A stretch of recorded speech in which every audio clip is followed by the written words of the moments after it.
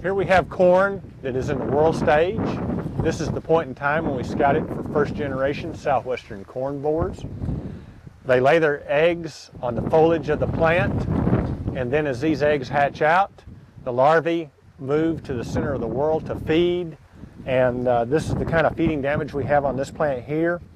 And to determine what type of larvae it is, often the whorl needs to be removed and examined to see whether the larvae is a corn earworm, fall armyworm, or southwestern corn borer, or even European corn borer, which we have in this area.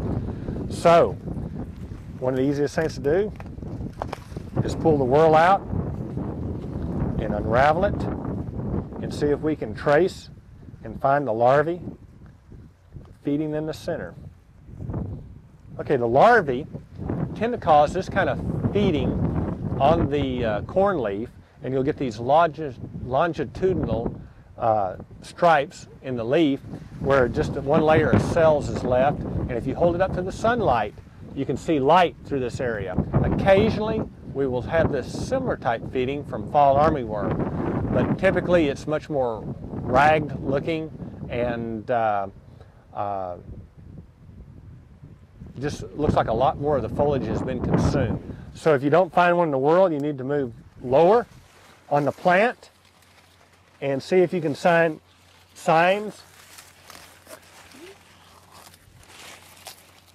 of where it went into the stalk. And on this plant, I'll go ahead and cut it off so we can see. As you slice this stalk, you'll be able to see the tunnel inside of the stalk, and often the borer will be found. By close examination, you'll be able to determine whether it is a European corn borer, a southwestern corn borer, or one of the other borer species found in the lower Rio Grande Valley.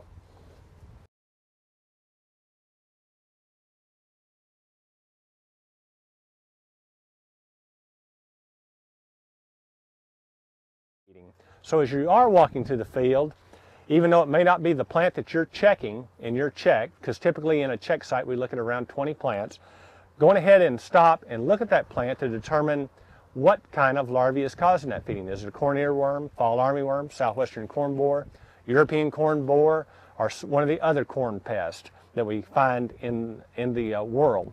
So stop and examine that plant, even though it may not be part of your standard check, just to see that you can find out what it is and report this to the farmer that he does have these present in the field, although it may be below an economic treatment and fall out of the range of your normal sampling.